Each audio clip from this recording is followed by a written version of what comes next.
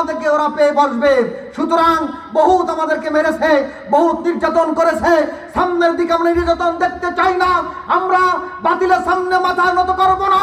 সিংহের মতো গর্জন দিয়ে লিল্লাহে তাকবীর, আল্লাহু আকবার স্লোগান দিয়ে সামনের দিকে এগিয়ে যাব।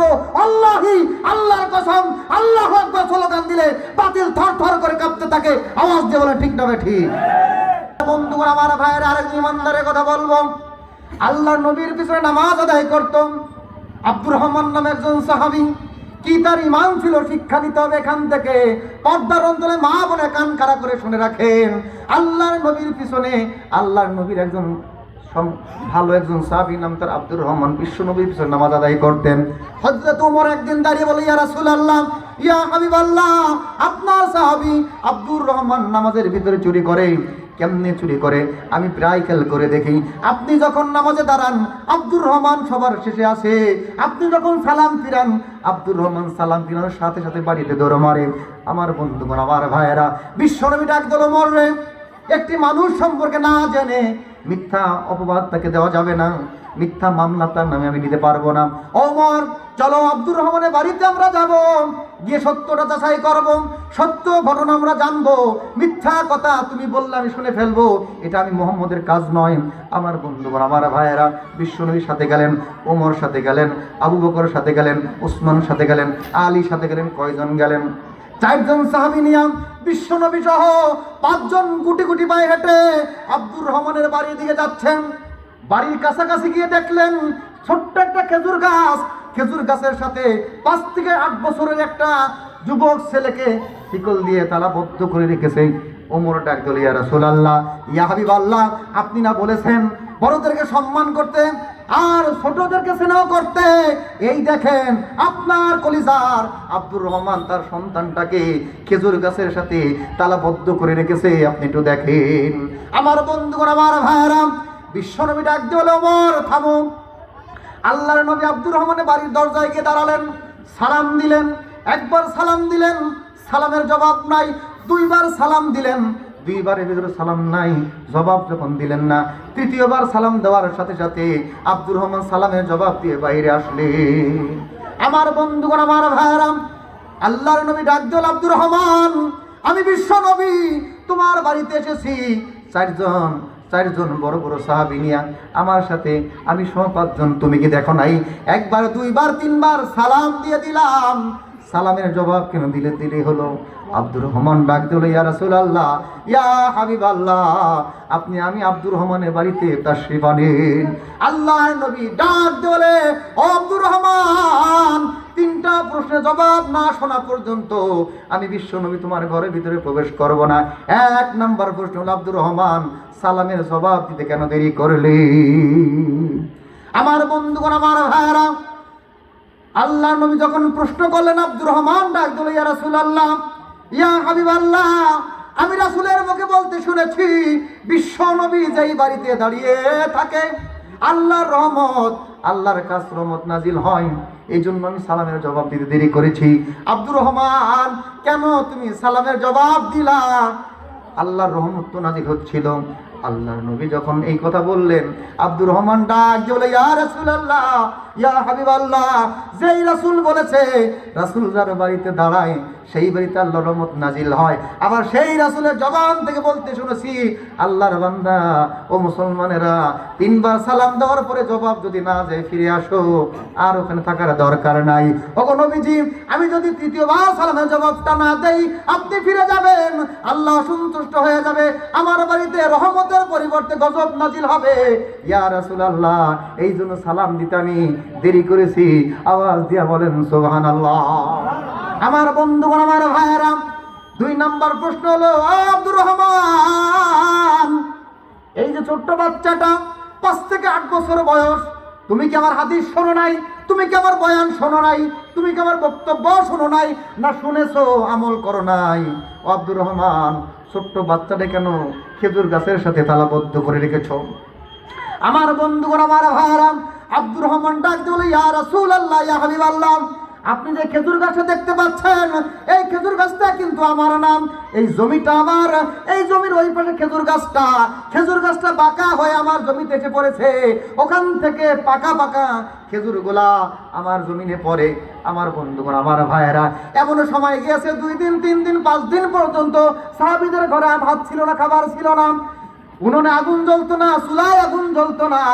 আব্দুর রহমান ডাক দিল, ইয়া রাসূলুল্লাহ, ইয়া হাবিবাল্লাহ, আমরা বড় মানুষ, আমি আর আমার স্ত্রী মদিনার পাথরগুলা পেটের সাথে বেশি বেঁধে আমি ঘুমিয়ে যেতাম আমরা, কিন্তু ছোট্ট বাচ্চাটা ক্ষুধার যন্ত্রণায় ছটফট করতো। আমি যখন কাজ করার জন্য দূরে চলে যেতাম, আমার স্ত্রী পর্দার ভিতরে ঘরের ভিতরে থাকতো, যখন আমার এই ছোট্ট বাচ্চাটা ওই খেজুর গাছের অবশিষ্ট খেজুরগুলা, পাকা পাকা খেজুরগুলা যখন গাছ থেকে পড়তো, ওই বাচ্চাটা গিয়ে খাবারগুলা খেজুরগুলা যখন খেত, ইহুদি মাঝে মাঝে আসতো এখানে, আসার পরে আমাকে গালি দিত না, আমার স্ত্রীকে গালি দিত না, আমার বাবাকে গালি দিত না, আমার মাকে গালি দিত না। ওগো নবীজি, আমাকে গালি দিলে সহ্য করতে পারতাম, আমার স্ত্রীকে গালি দিলে সহ্য করতে পারতাম, আমার বাবাকে গালি দিলে সহ্য করতে পারতাম, আমার স্ত্রীকে গালি দিলে সহ্য করতে পারতাম, আমার মাকে গালি দিলে সহ্য করতে পারতাম। ইয়া রাসূলুল্লাহ, ইয়া হাবিবাল্লাহ, কারো নাম ধরে গালি দেয় না, বিশ্ব নবীর নামটি ধরে ধরে যখন গালি দেয় আমি সহ্য করতে পারি না। আমার বন্ধুগণ, আমার ভাইয়েরা, আল্লাহর নবীর সামনে আব্দুর রহমান বলে, ইয়া রাসূলুল্লাহ, আমার কলিজার চাইতে আপনাকে বেশি ভালোবাসি, আমার বাবার চাইতে আপনাকে বেশি ভালোবাসি, আমার মায়ের চাইতে আপনাকে বেশি ভালোবাসি, আমার সন্তানের চাইতেও আপনাকে আমি বেশি ভালোবাসি। ইয়া রাসূলুল্লাহ, ইয়া হাবিবাল্লাহ, আপনার নামটি যখন ধরে যখন গালি দেয় আমি সহ্য করতে পারি না, এই জন্য নিয়ত করেছি আমার কলিজার টুকরা সন্তান যদি না খাওয়ার যন্ত্রণায় ছটফট করতে করতে মারা যায়, মরে যায় যাক, কিন্তু আমার রাসূলকে গালি শোনাবো না। ইয়া রাসূলুল্লাহ, ইয়া হাবিবাল্লাহ, এই জন্য আমার বাচ্চাটাকে খেজুর গাছের সাথে তালাবদ্ধ করেছি। আওয়াজ দিয়া বলেন আল্লাহু আকবার। আমার বন্ধুগণ, আমার ভাইয়েরা, আবু বকর চোখ থেকে পানিগুলা গড়িয়ে গড়িয়ে জমিনে পড়তেছে, উসমানের চোখ থেকে পানিগুলা গড়িয়ে গড়িয়ে জমিনে পড়তেছে, আলীর চোখ থেকে পানিগুলা পড়তেছে, ওমরের চোখ দিয়ে এখনো পানি বের হয় নাই। প্রশ্ন ছিল কয়টা? জবাব দেন কয়টা? আরো জোরে কয়টা? হয়েছে কয়টা? বাকি আছে কয়টা?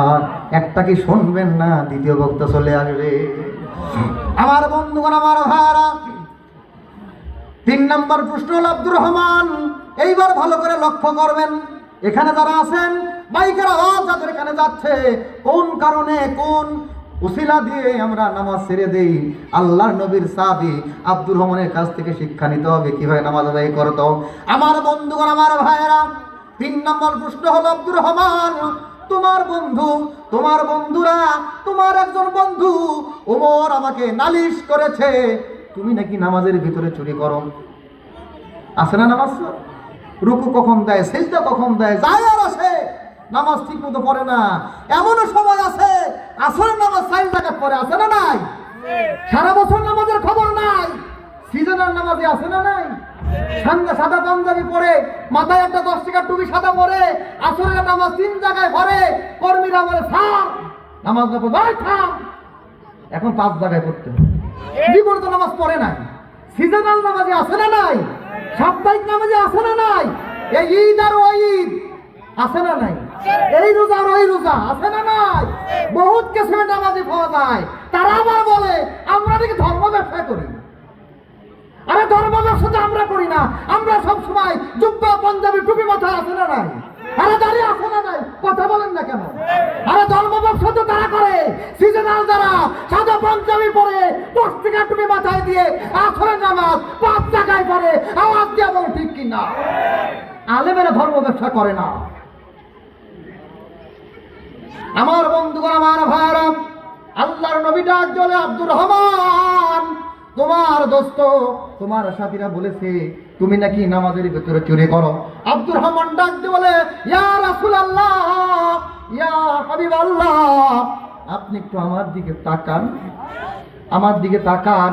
আমার বন্ধুগণ, আমার দিকে লক্ষ্য করেন, কান খাড়া করে শুনে রাখেন, কোন উসিলা দিয়া, কোন দেহ, কোন কথা বলে নামাজ আমরা পড়ি না। কাপড়ের দোহাই দেই, নামাজ আমরা পড়ি না। বলছে আসেন নামাজে যাই, বলছে তুমি যাও, কাপড়ের সমস্যা আছে না?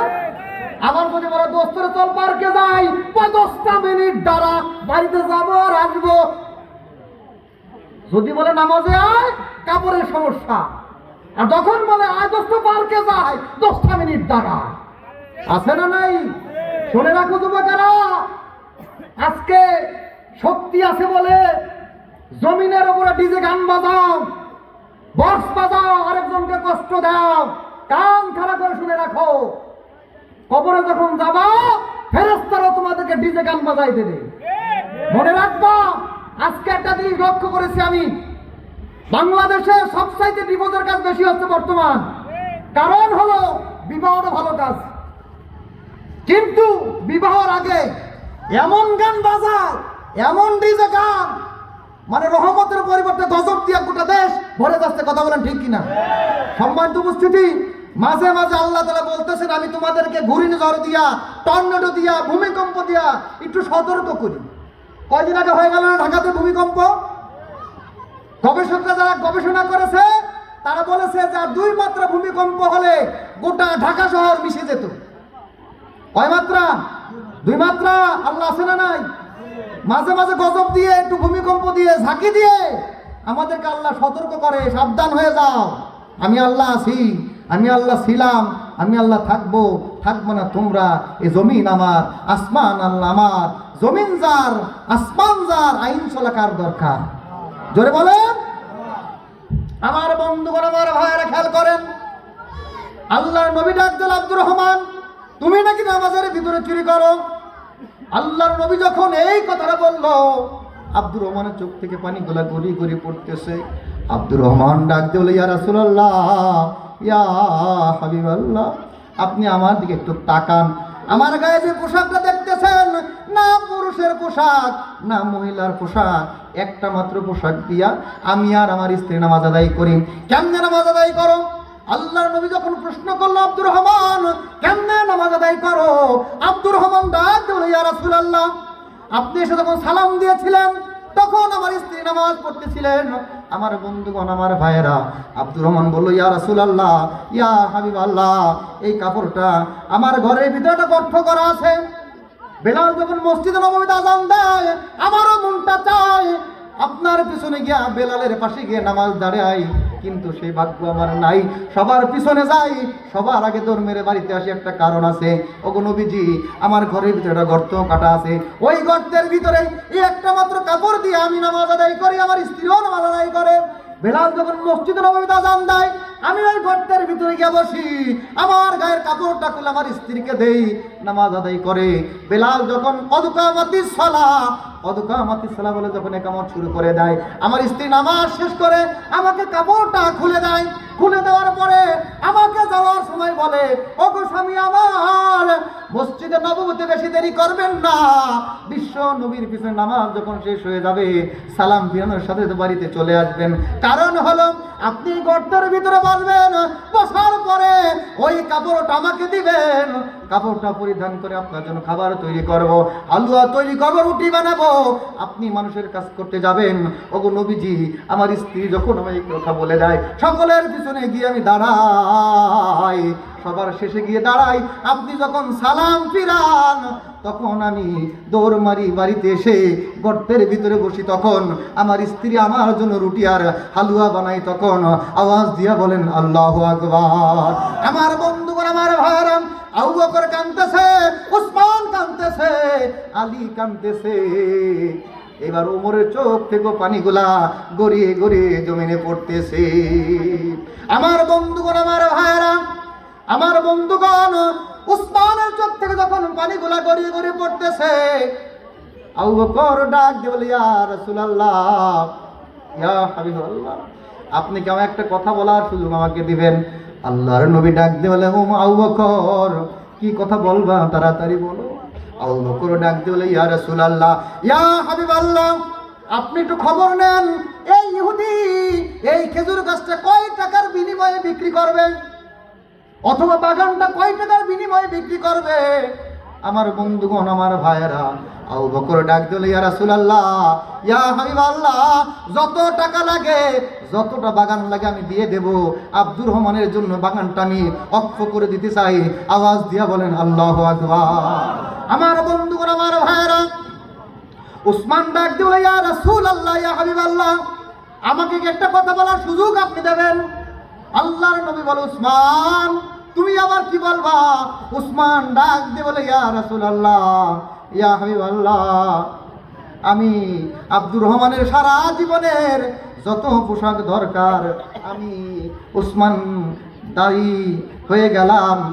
আব্দুর রহমানের জীবনের যত কাপড় লাগবে পরিবারের জন্য আমাকে কি দেওয়ার সুযোগ দেওয়া যায়? বিপ্লব মানে জীবন দেওয়া, বসে থাকা নয়, সে কোনো দিন আসবে না রে করো যদি ভয়।